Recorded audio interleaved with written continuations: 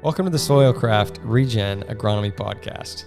At SoilCraft, our mission is to innovate and lead in the field of regenerative agronomy, forging a path that empowers farmers to produce food that nourishes and heals both the planet and its inhabitants. Hello and welcome to episode 10 on Regen Radio Podcast. This week I'm all alone. It's just me. Nobody wanted to talk about nematodes, these wriggly little turds that bother your plants, your roots, and cause you to stay awake at night. But here I am, here we are, to talk about nematodes. Not just all about nematodes. Look, if you want to know about nematodes, there's people out there much more qualified to speak about nematodes. Specifically, the internet is loaded with information. But look, we know nematodes can be a serious problem. If you've ever had a nematode infestation, one of the biggest frustrations about it is the damage is usually done before you know it, right? And oftentimes we'll have a beautiful crop. Well, okay, maybe not the most beautiful, but a suitable crop growing, and all of a sudden we start seeing plants just fall down all over the place. We start to see wilt. We start to see plants literally just dying, falling over.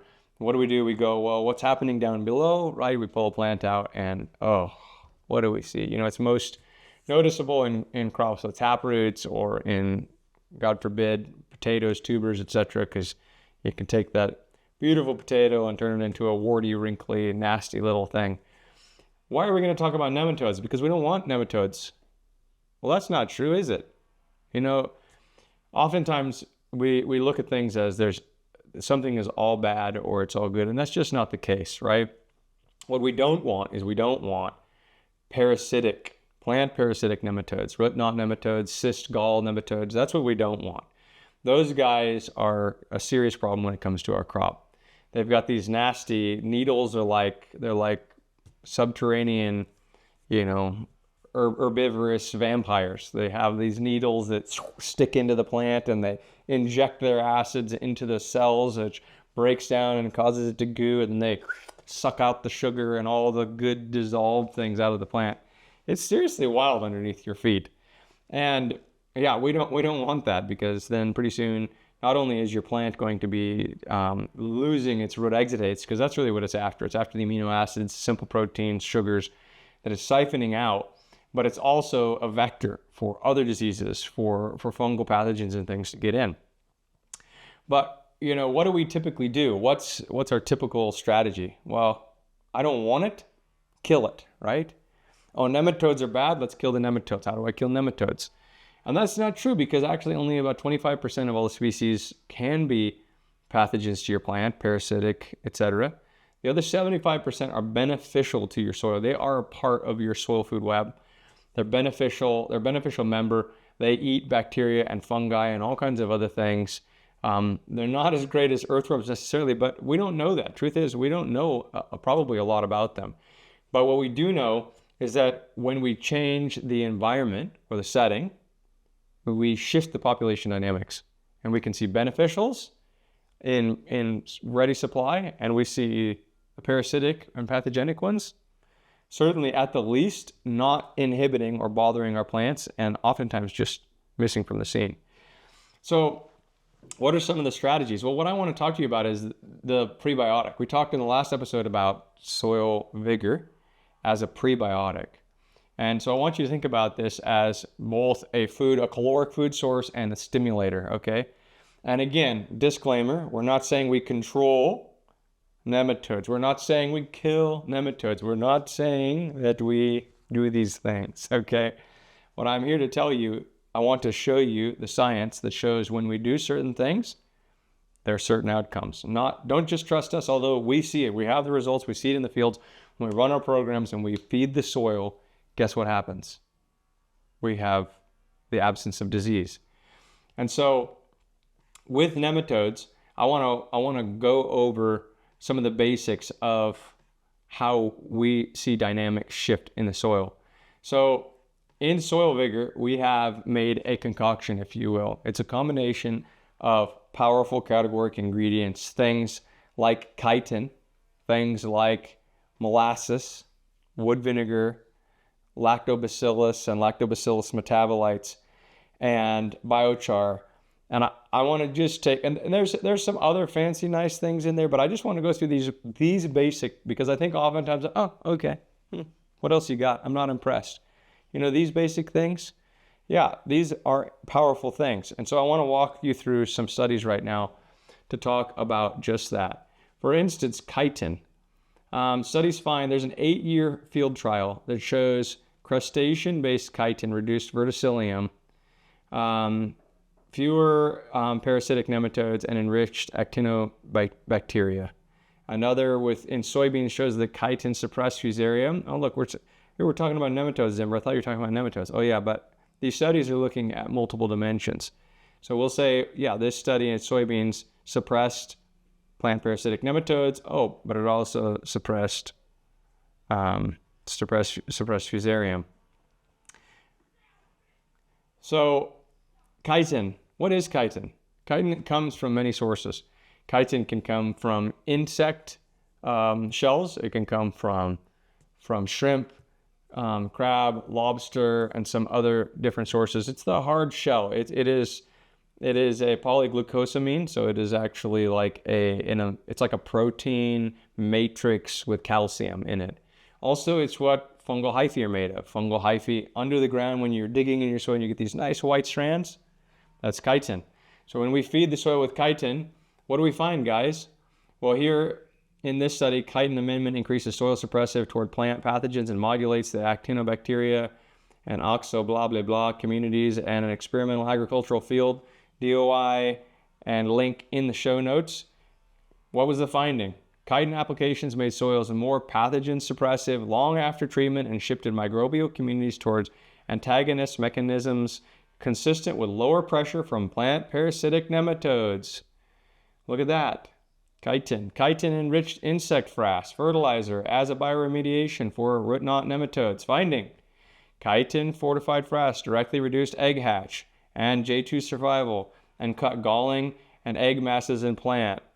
Clear evidence of root knot nematode suppression in the show notes. There's chitin. What else have we got in there? Oh, wood vinegar.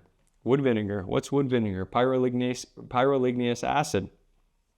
So wood vinegar is what we get when we create biochar, and we get the condensate off the top. It turns into vapor, and then we distill that off. It has many benefits, including positive impacts at nematode populations. So here, nemacidal activity of hydrolysate of bamboo on root knot nematode. What are the findings, folks? Bamboo, wood vinegar, treatments reduced root knot nematode infectious metrics in lettuce, supporting a low rate of wood vinegar as a soil seedling drench for nematode pressure. So this is a finding. This is out of a journal. Again, links in the description. Effects of wood vinegar, humic acid, and effects of microorganisms against a pathogenic nematode on tomatoes. Finding: tomato trials showed wood vinegar treatments lowered the M. javanica, which is the species that we were looking for that affects tomatoes here. It's aligning with wood vinegar's organic acid phenolic mode of action against plant parasitic nematodes. Wood vinegar in Soil Vigor. Look at that. It's suppressing. We're not controlling anything. But in this study, they found that when they used wood vinegar, it had a beneficial impact on the community of nematodes. What about LAB? What is LAB? Lactobacillus, right? Lactobacillus is, there's many beneficial bacillus in the soil.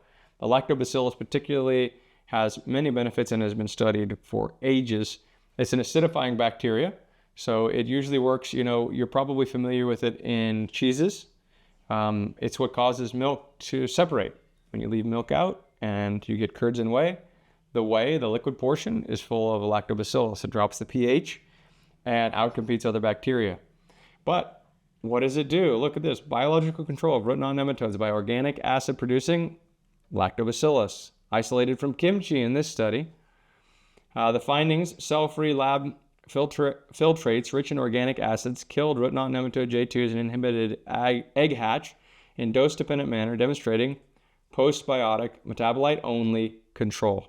Not us. I'm not saying we do this. I'm not saying we've done this. I'm not saying we control, but I am saying that in this study, third-party study, which I will include the DOI and the link in the bottom, these other people found that when they used lactobacillus, that not the bacterium, this is a really important note, folks, not the bacterium, but the metabolites themselves, metabolite only, had this amazing impact on root knot nematodes.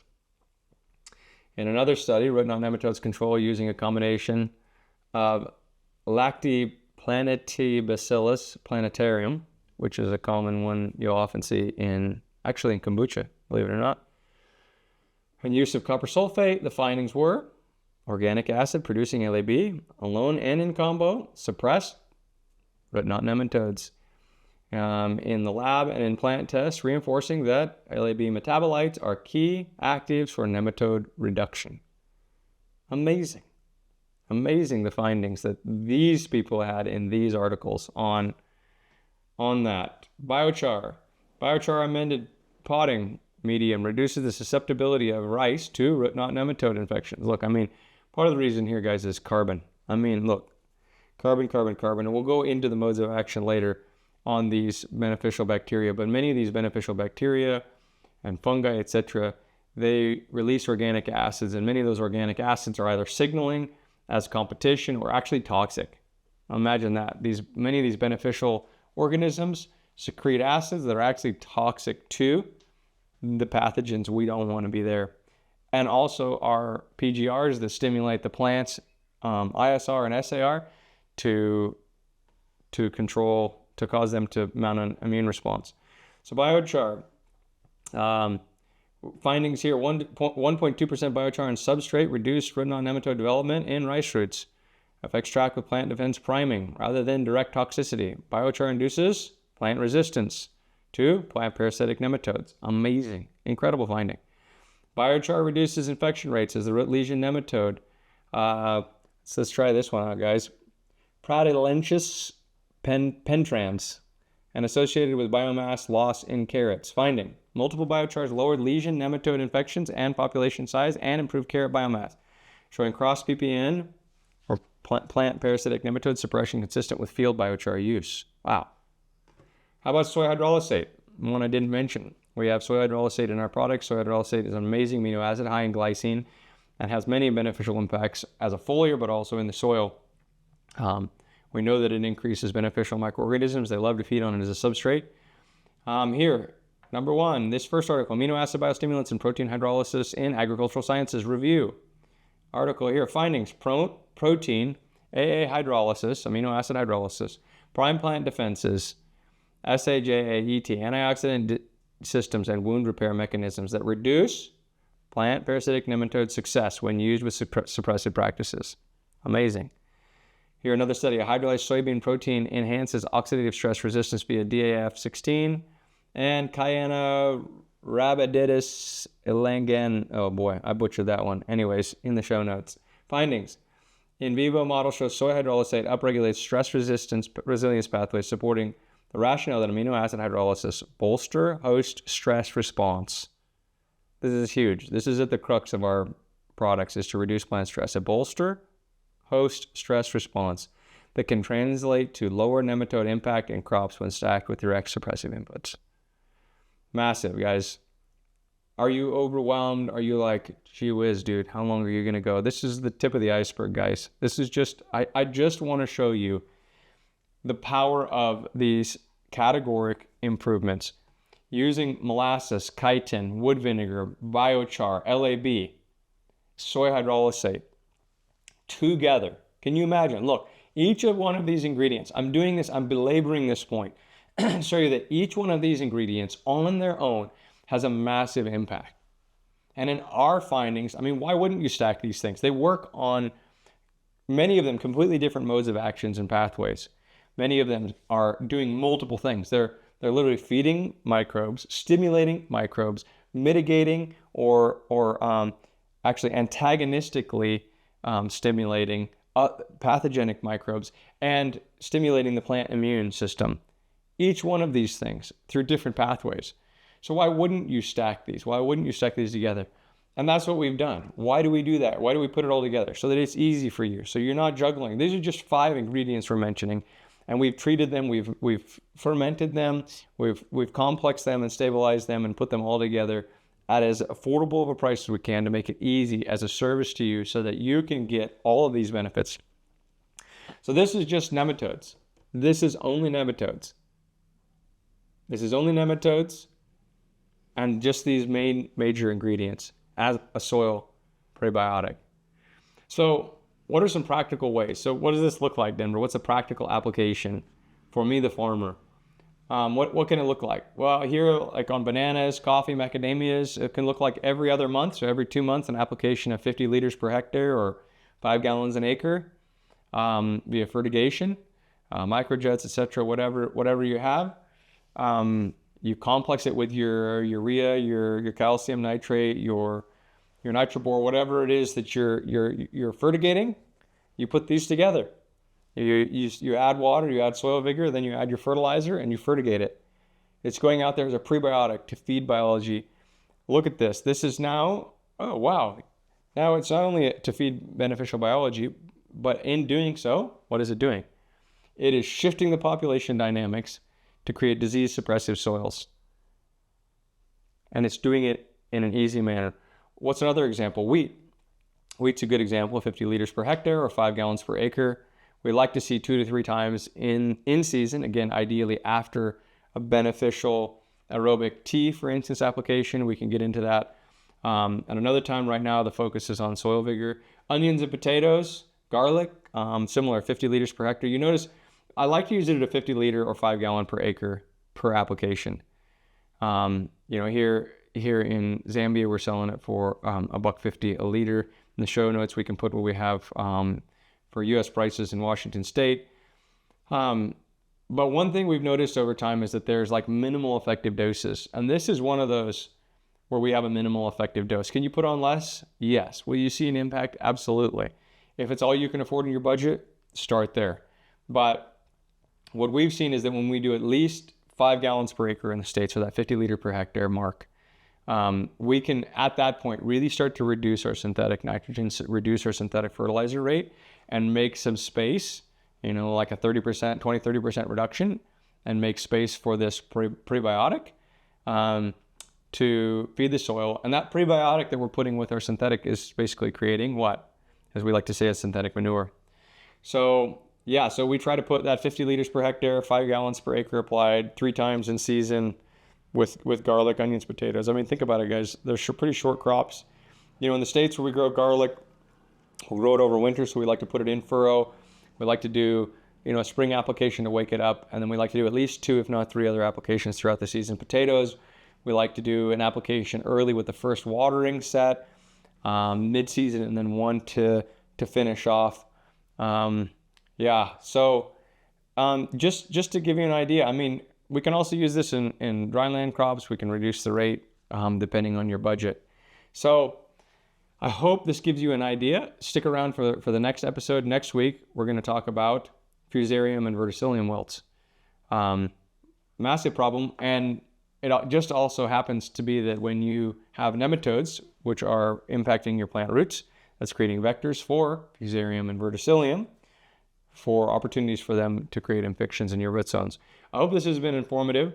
Please comment down in the show notes if you've made it through this long, through my laborious, belaboring evidence for why these basic ingredients are not so basic. Thank you. I appreciate that. Please comment below in the show notes as to if you want to hear more about this, or if you feel like I missed something, or what you can do. What we try to do with our product is make it easy for you and as affordable as possible. We try and work with you directly, and we're here to support you. We're here to partner with you. So stick around as we continue through this mini-series. I hope you enjoy it. Thanks so much. Thanks so much for joining us as we expand our paradigms and explore what's possible in the realm of regen agronomy. If you would like to contact us or learn more about what we do, please visit our website at www.soilcraft.com, as well as our YouTube channel. If you have topics you would like us to unpack, or stories, please connect with us so that we can share them with others.